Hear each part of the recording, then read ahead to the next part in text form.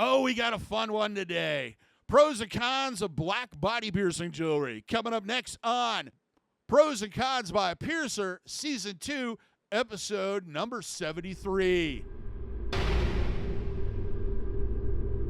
For those who are new to the channel, welcome to the Body Piercing and Tattooing channel. Hope you're finding the videos helpful, useful. But you may not know who I am. My name is DaVo. I'm a professional body piercer. I have been since 1994.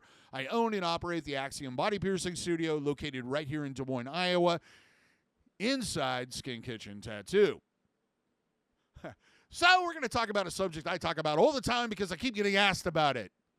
Not just on here, in real life. All the time. Black jewelry.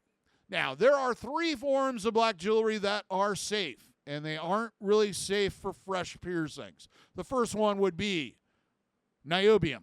Niobium can be burnt to the point where it turns black. It is, out of most of the body piercing materials, it's the only one that can do that. You cannot anodize titanium, and of course, you can't anodize stainless steel into a black color. It's impossible. It doesn't happen.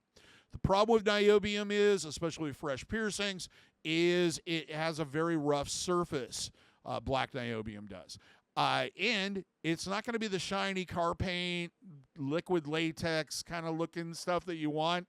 It's going to be kind of a charcoal, kind of like a grill croquette or croquette. Is it croquette or croquette? I don't know.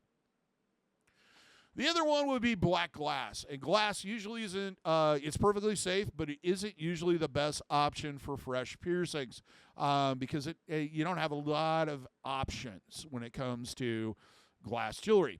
However, it is a fabulous thing to have in your ears if you want something black or if you, what have you. The last one I'm still kind of on the fence on, and that's rhodium, I believe is how it's pronounced, or rhodium.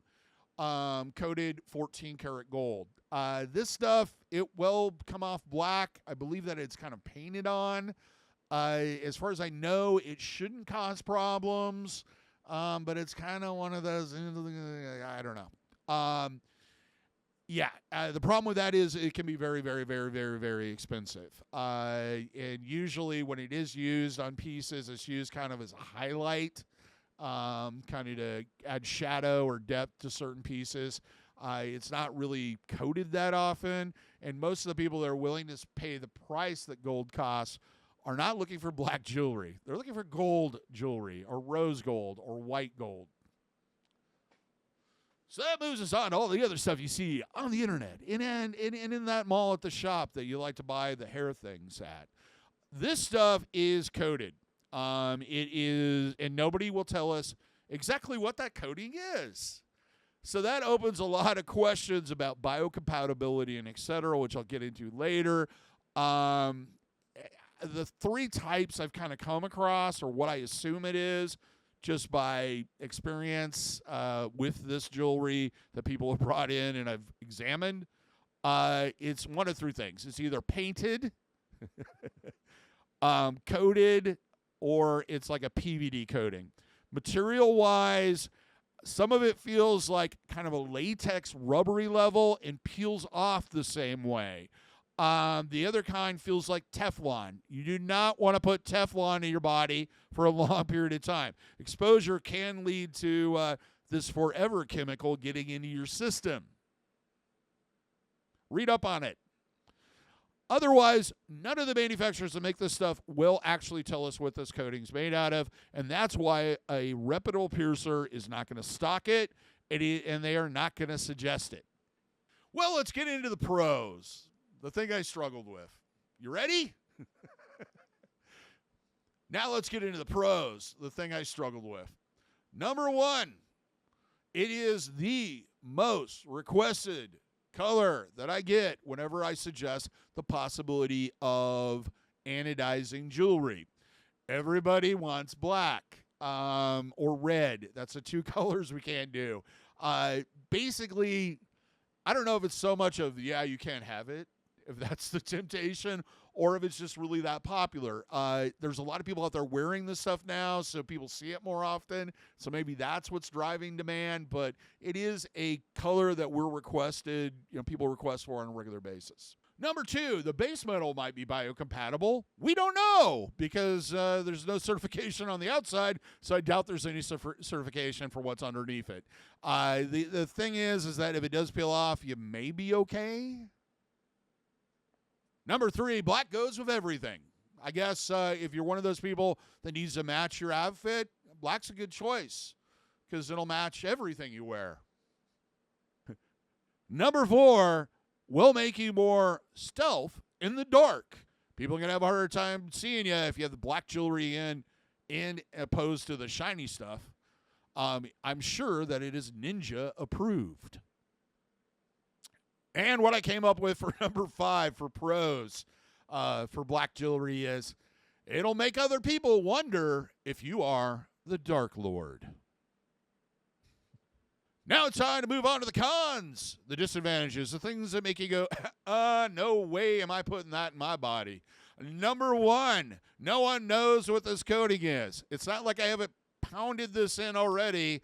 We have no clue if this stuff's biocompatible, how it may affect your health for long-term exposure.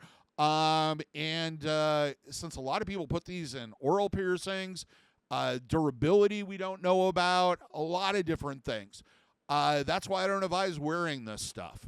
One of the reasons. Number 2, my first clue that this stuff wasn't what it was supposed to be.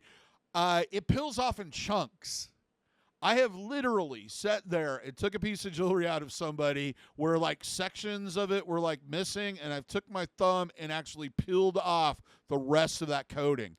That stuff, the problem with that is that is breaking loose, especially in a healing piercing, and coming in contact with your body that's going to try to absorb it. Same thing with a healed piercing. It may come in contact, your body may absorb it. If it's a chemical compound that is toxic, this could be a huge problem. Though it's a small amount, it still can be a problem.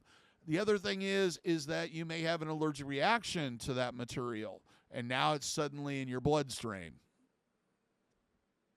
Number 3, that coating may be harmful to you. I've kind of already touched on all this, so I won't repeat it over again.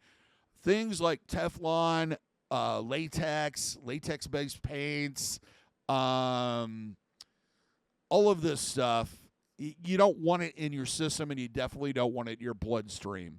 And the fact is that your body having constant contact with it could cause problems. The fact that we don't have any clue what this is, it could cause massive allergic reactions or make you eventually become allergic to those substances from long-term exposure. Number 4, usually a sign of low-quality jewelry. Most of the people that offer this jewelry, whoever's manufacturing it, God knows who, but it's the low-end, cheaper places on the internet and elsewhere. There's some that are like in that middle ground that offer it, but the reality is this is the get 10 rings for $5, people. It's not quality stuff. It's the lowest stuff. In fact, they're probably taking the stuff that they over-manufactured during the first piercing boom and just coating it with black and reselling it as black jewelry. The last con, number 5, exposure to the material underneath that coating. Since there's no certification on what that coating is on the outside, chances are whatever's underneath there, the base metal, there's no certification on that either.